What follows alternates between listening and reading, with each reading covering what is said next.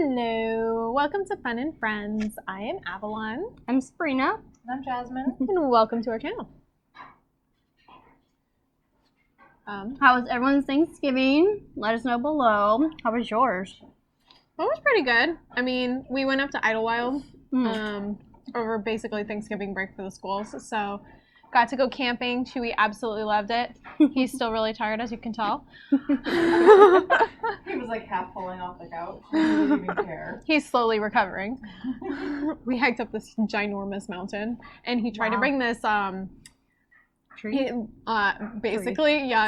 Tree back. See, that day that I took him to the dog park and he like acted dead for 2 days, I had to play with him for 30 minutes. I wasn't kidding. Well, he tried to pick up this log. It was like that big and like that long. I have pictures of it. It's great. And he was carrying it. He carried it about halfway down, and Gary's like, if you bring it all the way down, I'll put it in the back of the truck and we'll take it home with us. Mm-hmm. But he started getting tired and like dropping it and to take a break, and then he ended up turning and dropping it over the edge of the cliff, and then he was like Oh. and then he was like, he looked So at sad. me and then put his paw out. I was like, no, don't you dare. No. I go after it. So, Nice. how was yours? It's actually peaceful for the first time in years. Good. My dad actually went through with the Thanksgiving and he cooked the whole works. Turkey, stuffing, all of it. And it was really nice. And I went to my boyfriend's house and had second Thanksgiving with his family. Actually, technically it was third because we had Friendsgiving. Yeah, technically third. But for the day. Second of the day. And I had a big Thanksgiving feast with his family, and everybody brought something. It was really cool, really fun, and keyword is peaceful. Love it. Had a time of my life. What about you, Jazz? It was good. I was double dog sitting up food today, so I didn't join family till like, they said it was gonna be ready between 2 and 3, and I got there at like 1:50, and like they were already serving it. And I was like, oh, hi, I'm here. Hello. So, we had a good time though. Good. And then I swung by a friend's Thanksgiving and just like had it in for like literally 10 minutes. Nice. Well, I'm good. really tempted to close that door with the baby crying. And the laundry going. Yeah. I have a doggy though. We might pop up for a second. I think I'm going to do that. Yeah. Well, let us know how your guys' Thanksgiving was down below. We would love to hear what you guys celebrated. Okay. She will. Your dog on it. Here, Chewy, hold that for me. Chewy, how was your vacation? Did you have a fun time? We can tell you're very depressed because you lost your stick. I had a very fun time, but I lost my stick.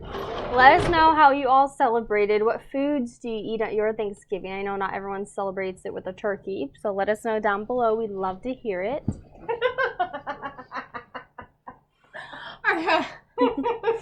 We have a Christmas tree over here, so We're blocked. there's no exit. So there's only one way in, one way out.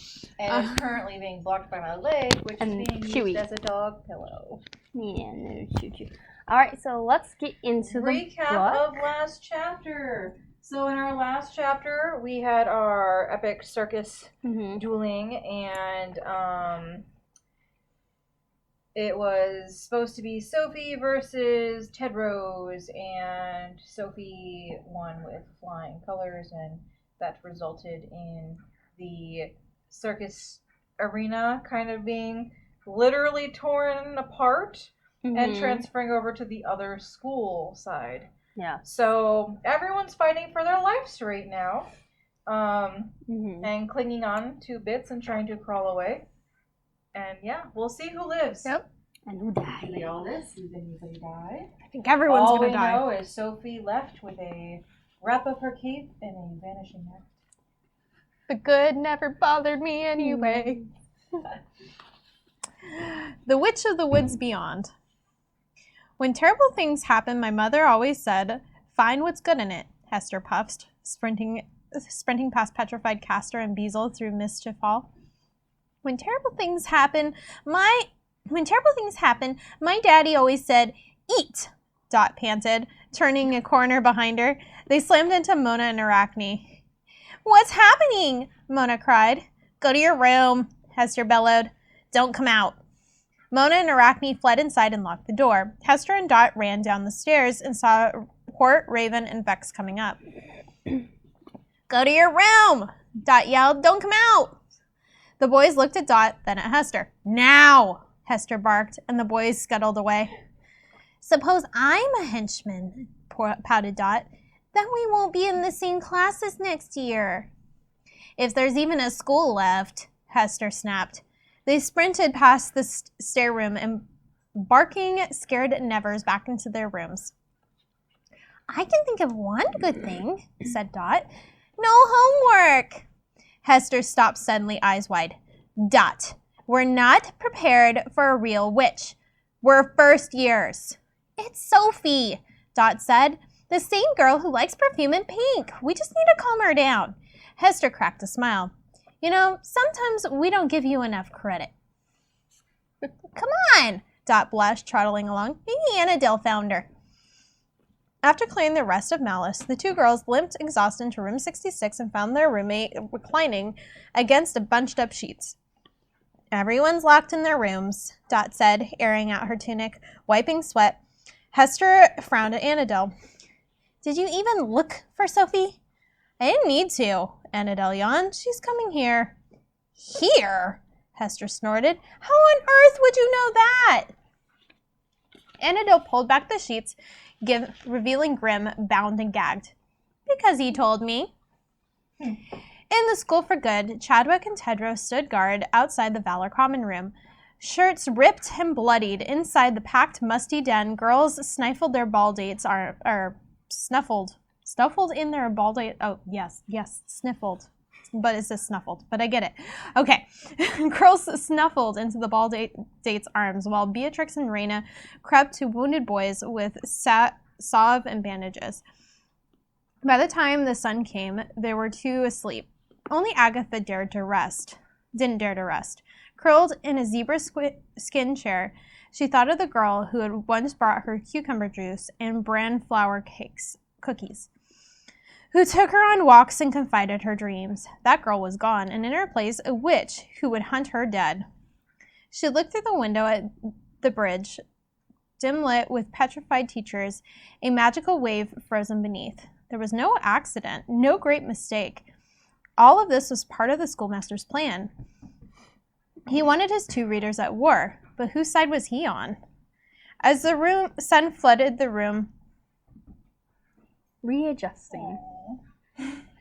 Hey, you took him all for yourself. I don't feel bad for you at all. I wasn't trying to take him for myself. I just needed him to wait and come across your lap after I hit play.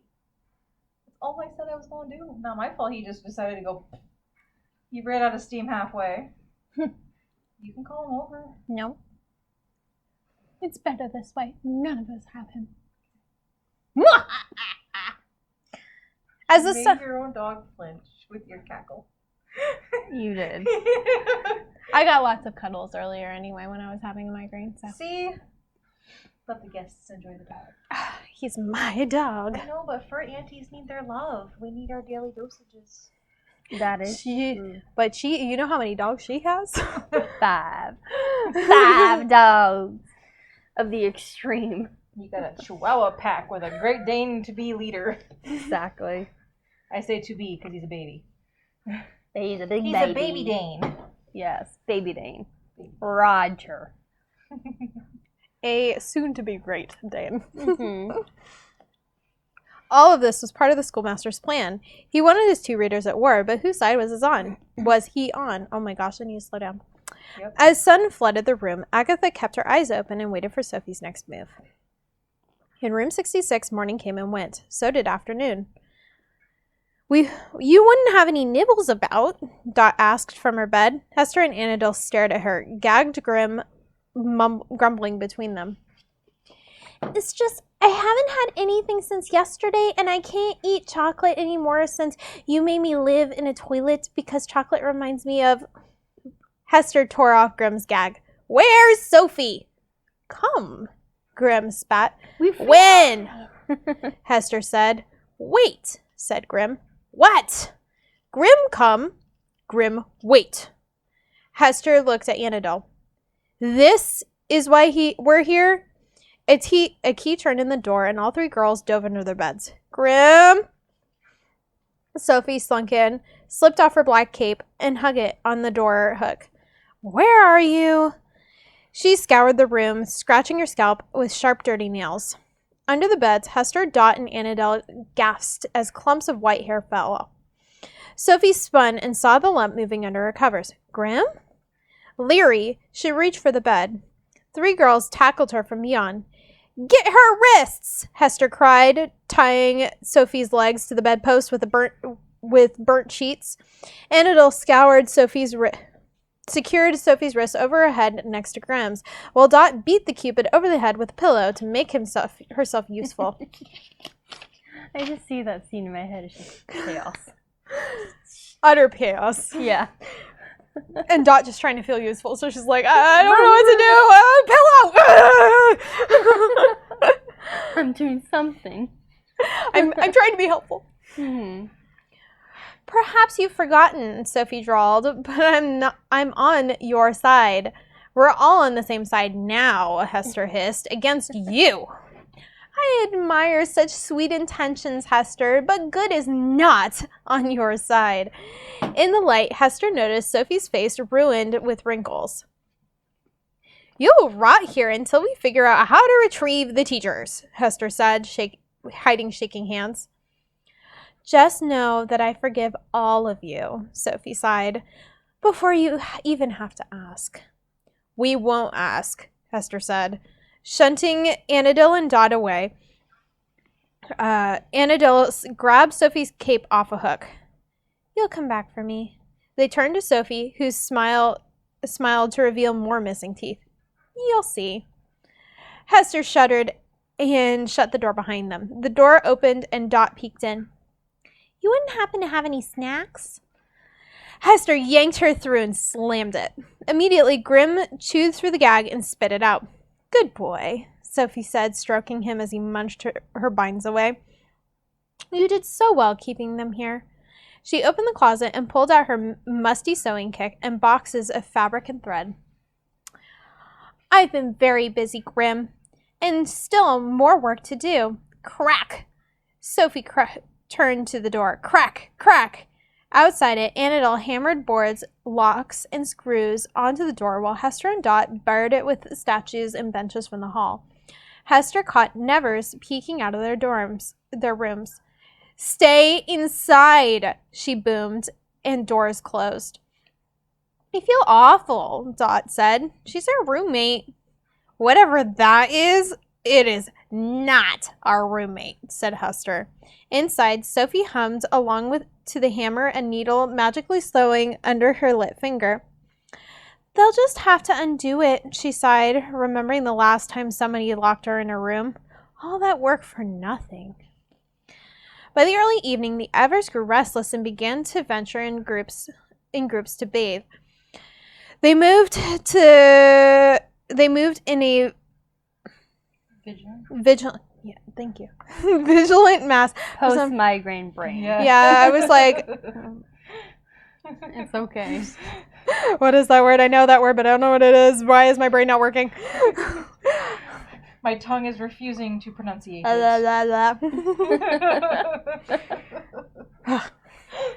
Then they moved in a vigilant mass to the supper hall, where the enchanted pots in the kitchen continued to cook, despite petrified nymphs around them. The students filled plates with goose curry, lentil salad, and pistachio sorbet, and ate at round tables in listless silence. At the head table, Agatha tried to meet Tedros' eyes, but he just gnawed on a chicken bone miserably. She had never seen him look so tired. He had bruised rims under his eyes, no color in his cheeks, and small blemish on his jawbone. He was the only one who hadn't taken a bath. The silence continued until the children had nearly finished their sorbet. I don't know if you know, but, Goodhall? Kiko, cheeped. It's still, okay. 119 heads craned up. Kiko held the sorbet to her sweating face. So we could, if you wanted, still have our, she swallowed. Ball? Everyone stared at her. Or not. Kiko mumbled. Her classmates went back to their sorbet. After a moment, Millicent put her spoon down. We did spend all this time preparing. And we still have 2 hours to get ready, Giselle said. Verena blanched. Is it enough? Is it enough time?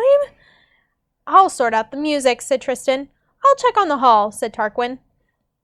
Everyone get dressed, Beatrix hailed, and with a cheer, the crowd threw down spoons and leapt to its feet. Let me get this straight, Agatha's voice ripped through. The fairies and wolves are dead, the teachers are cursed, half the school is in ruins, there's murderers on the roofs, and you want to have a ball?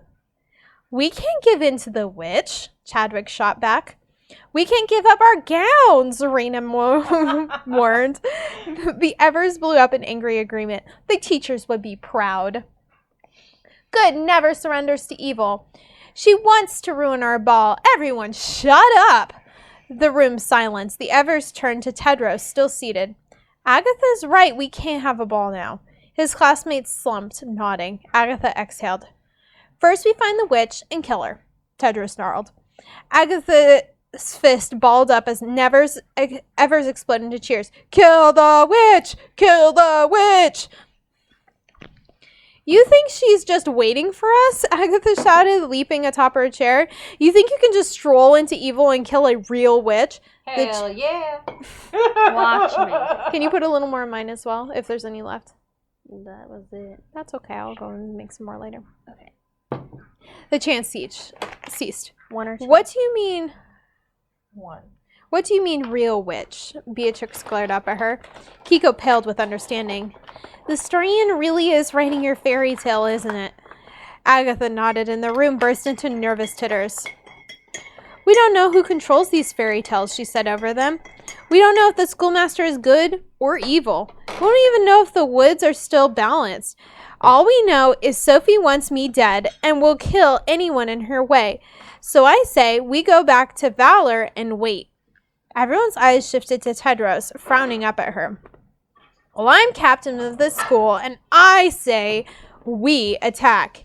Eyes shifted between him and his princess. Tedros, don't you trust me? Agatha said softly, looking down at him.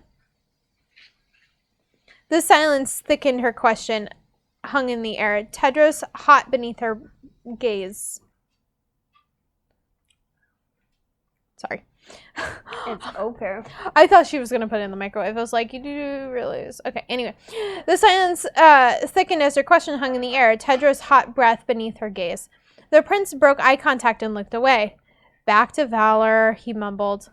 As Evers obeyed the orders and sullenly cleared their plates, Agatha touched his shoulder. You did the right thing. I'm going to go take a bath, he lashed. Want to look nice for our hiding like girls. Agatha let him storm ahead. As Tedros stomped out of the hall, Beatrix met him at the door. Let's sneak into evil, Teddy. We can kill the witch together. Do as you're told, Tedros seethed and shoved past her. Beatrix watched him go, cheeks coloring with blood. A few minutes later, as Evers moped back to their Valor prison, she slipped through the breezeways to her room, where a starving white bunny waited for her, hopping up and down. You'll get your supper, Teddy, she said, scooping him up. But first you have to earn it. So the Ted Rose is not really Ted Rose? Mm-hmm. And she has the real Ted Rose as a bunny rabbit. I think so. All right. Alrighty then. Yep. Good plot twist. Hester woke to the castle of darkness and the belfry tolling 8. Flat on her face in drool, she pried away from the cursed reversal book stuck to her cheek and glanced at Dot and Annadel slouched on each other behind furniture barring their room. With a start, Hester bolted up and looked over at them. The door to room 66 hadn't been disturbed. Hester exhaled with relief, then choked. Something was moving at the end of the hall. She climbed through the mass of furniture and tiptoed towards the stairwell. As she got closer, she saw 3 hunched fingers sneaking down the steps. A minute later, 2 more slipped down quietly. Hester waited behind the banister until she saw more shadows. She sparked the stone-weighted arch. Mona, Arachne, Vex, and Brown goggled back at her.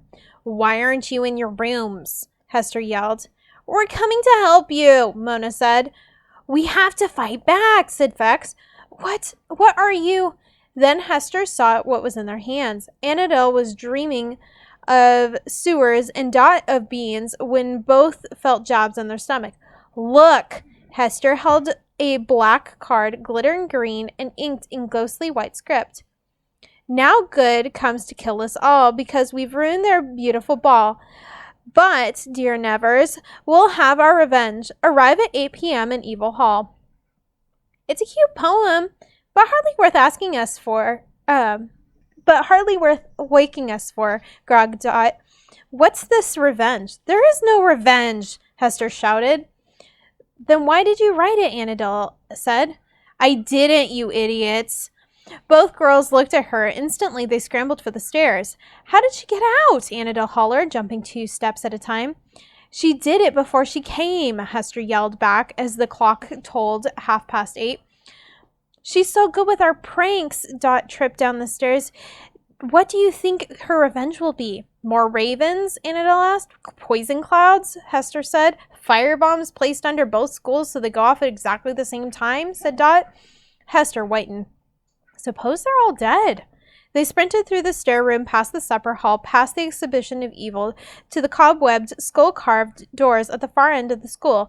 Flinging the black invitation away, Hester hurled them open. The 3 girls charged into the evil hall, prepared for carnage. Dot took one look and fainted, and the other 2 couldn't breathe. "This is revenge?" Hester said, tears welling. Outside the hall, Teddy the bunny scampered from behind the stairs to the card that Hester dropped. He picked it up between his buck teeth, careful not to smudge the glitter. Then, thinking of pears and plums and other delights, he hopped back to find his mistress.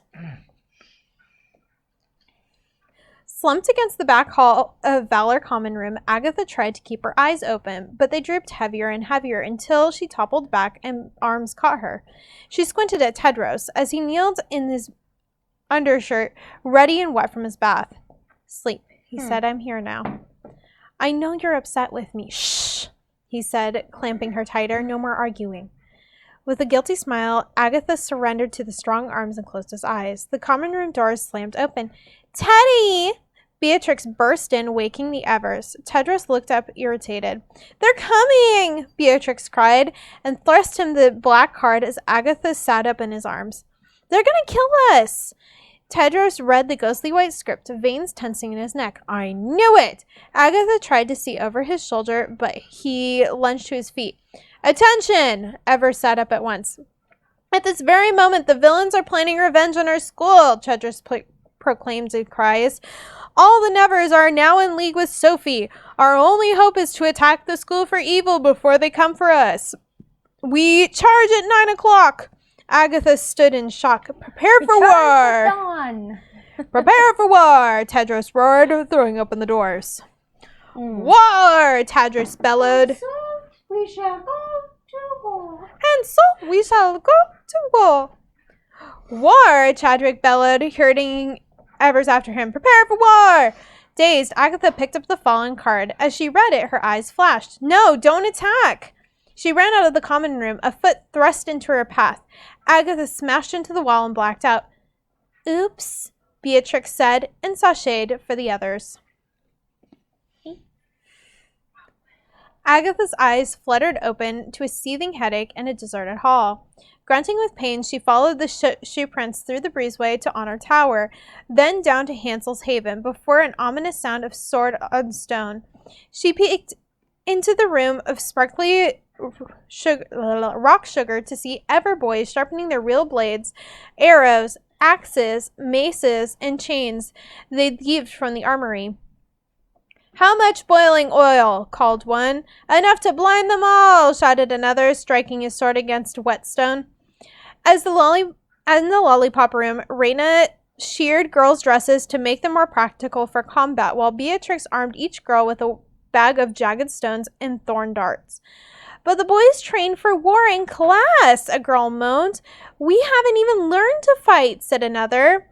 Would you like to be a slave to villains? Beatrix fired back. Made to cook children and eat princesses' hearts and drink horse blood? Ew. And wear black? Rena cried.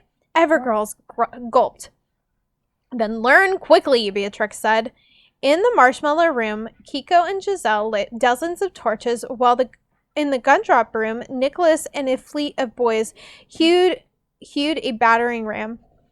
Agatha found Tedros in the last room with Chadwick and the other boys hunched over a hand-drawn map on Professor Dovey's sugar plum desk. How do you know where the evil hall is? Chadwick said.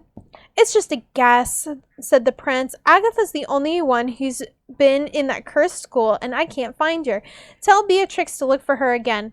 I'll save you the trouble. The boys turned to Agatha. We need your help, Tedros said, smiling. I won't help a captain leading their army to their graves, said Agatha. Tedros flushed with surprise. Agatha, they're going to kill us. Now good comes to kill us all, she retorted, holding up the black card. Evil's not attacking us. Sophie wants you to attack. For once, that witch and I agree on something, Tedros said. Now, are you with me or not? I won't let you go. I'm the man here, not you. Oh. Then act like one.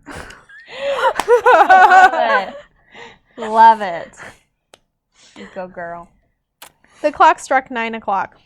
As the tower bells rang, the boys looked nervously between Tedros and Agatha.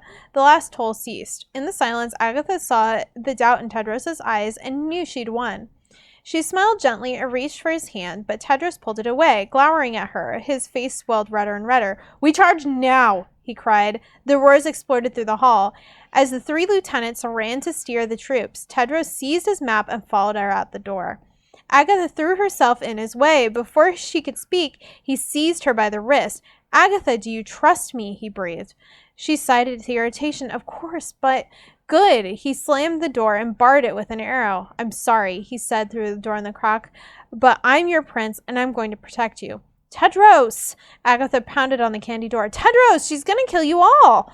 But through the crack, she saw him leading the good army to war, armed with torches, weapons, battering ram, and bloodthirsty chant, Kill the witch! Kill the witch! In the flame-lit hall, the shadows distorted on the walls, dark and crooked, and then trailed away like magic. Panic chilled Agatha's blood. She had to get to the School of Evil before Tedros and his army, but what could she do to save them? Only when your nemesis is dead will you feel quenched, Lady Leswood said. Tears sheared Agatha's eyes, the grief of the decision already made. Give herself to Sophie and no one else will die. Let the witch win. It was the only happy ending left. With a primal scream, she punched and kicked the door, then rammed the sugar plum desk against it, but the candy didn't break.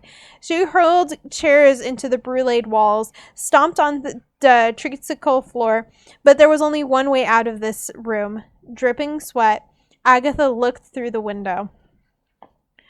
Her black clump found the ledge as she straddled the sill in her billowing blue gown. As the frigid night wind lashed her face, she pulled her other leg through and grabbed the vine of gold lights the fairies had draped across the tower for the ball. With a desperate pull, she flung herself through the narrow ridge and spun around. She was so high above Halfway Bridge that the frozen teachers looked like beetles.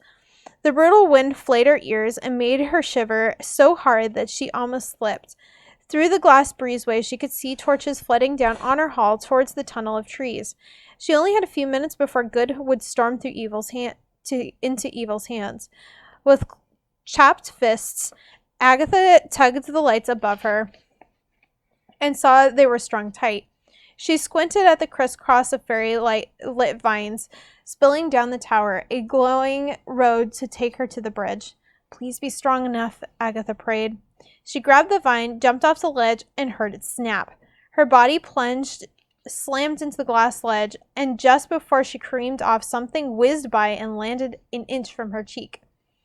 Agatha grabbed onto the vine, collapsed, but saw what it was, an arrow. Dangling from it, she looked back in shock, just in time to see an arrow missed her other cheek. More arrows came flying out of the darkness, aimed right for her. As the steel tips grazed her cheek again and again, Agatha closed her eyes and waited for the lethal shot of pain. The whizzing stopped. Agatha opened her eyes. Arrows rested in a haphazard foot ladder all the way down the tower wall. She didn't question who was trying to kill her or her spell of luck. She climbed down the arrows as fast as she could to Halfway Bridge and wove through the petrified teachers, hands thrust out for the barrier that never came. As Tedros' army arrived at the clearing to find good and evil's tunnels magically entwined and impassable far away, Agatha crossed safely into the villain's lair. High over her, you're gonna have to go. High over her in Malice's window, Grim sheathed his bow.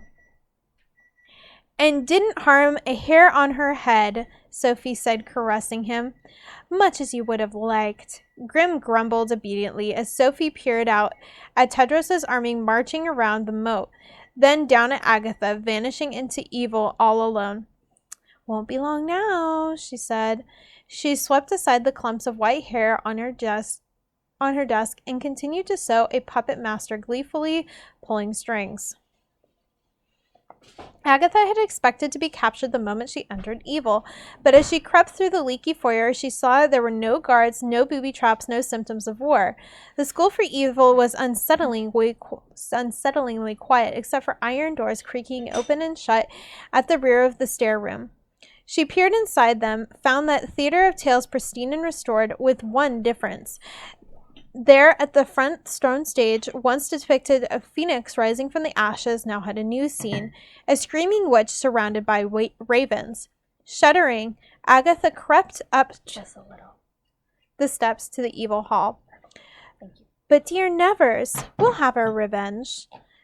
What would Sophie make the Nevers do to her? She thought of all the worst villains she found in fairy tales.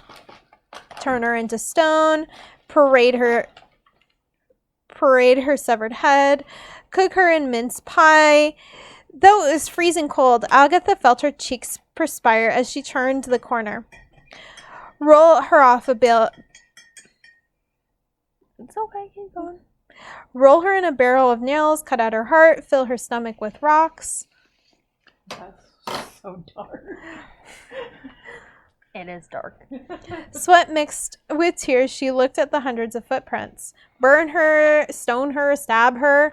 She broke into a run, charged towards torture and death, wishing that someday she and Sophie would find each other in a different world, a world without princes, a world without pain, and with a terrified cry, threw herself through the skull-carved doors. She lost her breath. Evil Hall had been transformed into a magnificent ballroom, glittering with green tinsel, black balloons, thousands of green flame candles, and a spinning chandelier streaking wall murals of emerald bursts of light. Around a towering ice sculpture of two entwined snakes, Hort and Dot stumbled through a waltz. Annabelle wrapped her arms around Vex. Brone tried not to step on Mona's green feet, and Hester and Raven swayed and whispered as more villainous couples waltzed around them. Raven's bunkmates picked up the music on reed violins, and more pairs flooded onto the floor. Clumsy, bashful, but aglow with happiness, dancing beneath a spangled banner. Because they've never gotten a ball. The first annual Villains No Ball. Agatha began to cry. The music stopped. She wiped her eyes to see Nevers staring at her. Couples broke apart, faces reddened with shame. What is she doing here? Vex spat. She'll tell the Evers, Mona said. Get her, Arachne said. I'll handle this, said a voice. Hester stepped through the crowd. Agatha reeled back. Hester, listen. This is a villain's party, Agatha, Hester said, skulking towards her, and you're not a villain. Agatha cowered against the wall. Wait, don't. I'm afraid there's only one thing to do, said Hester, shadows swelling over her. Agatha shielded her face. Die? Stay, Hester said. Agatha stared at her. So did the Nevers? Vex pointed. But she is welcome as my guest, Hester said. Unlike snowballs. No balls. Have no rules. Agatha shook her head, finding tears instead of words. Hester touched her on the shoulder. This is how we found a hall, she said, voice breaking. I think she wanted us to have what she couldn't. Maybe it's her way of saying sorry. Agatha burst into sobs. I'm sorry, too. I threw you in a sewer, Hester snuffled. We've all made mistakes, but we'll fix them, won't we? Both schools together. Agatha was crying so hard her body shook. Hester tensed. What is it? I tried, Agatha wept. I tried to stop them. Stop who? Kill the villains! Never die! Nevers die! Slowly, Hester turned. Kill the Vills! Nevers die! Nevers massed in giant windows and looked out into the night. Down the steep hill, the good army marched into the moat, weapons glinting in the torchlight. The glow of villains' faces died, and they shrank back into their shells. Wind swept through the windows and snuffled out the candles, leaving the hall dark and cold. So you came to warn us? And your prince comes to kill us? Said Hester, gazing at the ferocious mob. So much for love. You don't have to fight them, Agatha pressed. Let them see what I have. Hester turned, eyes on fire. And let them laugh at us? Let them remind us of what we are? Ugly, unworthy losers? That's not what you are. But Hester had returned to the dangerous girl she once knew. You know nothing about us, she snarled. We're all the same, Agatha begged. Let them see the truth, the only way. Yes, Hester said quietly. There's only one way. She bared her teeth. Free the witch! No! Agatha cried. It's what she wants. Hester sneered. And remind our princess what happens when fair maidens go where they don't belong. Agatha screamed as shadows of villains overwhelmed her. High above, in a rotted tower, a mob of 50 Nevers shoved aside the last furniture and ripped out the final nail of room 66. With a savage roar, they kicked down the door and recoiled in shock. A shriveled, hideous hag looked back at them in a luscious pink ball gown. She rubbed her gleaming bald head and flashed her blackened gums. Let me guess, Sophie smiled. Our party has an unexpected guests. How do you think, or how do you like they depict Sophie now? Like her physical appearance now? It's so gross. I totally see that too in like a gaudy pink dress. Yeah. And I'm just like, You're like, Absolutely. yeah. with like the bald head and the wrinkled it face. does kind of suck. Like, you know, Agatha did go and try to warn them, and they're like not listening to her. So that kind of is sucky. But I mean, that's kind of What do you expect? Yeah. Kind of thing. So. I love the fact that they asked her to stay at the ball. Well, that's what I'm like. You go from asking her to stay to all of a sudden like Against flip a her. switch when you already know that she literally just said she came to warn them. Yeah. Like she's not going to fight. So that I think it was more of Tedros is her prince, and so we can use her as a bartering chip type thing. Yeah. Agreed.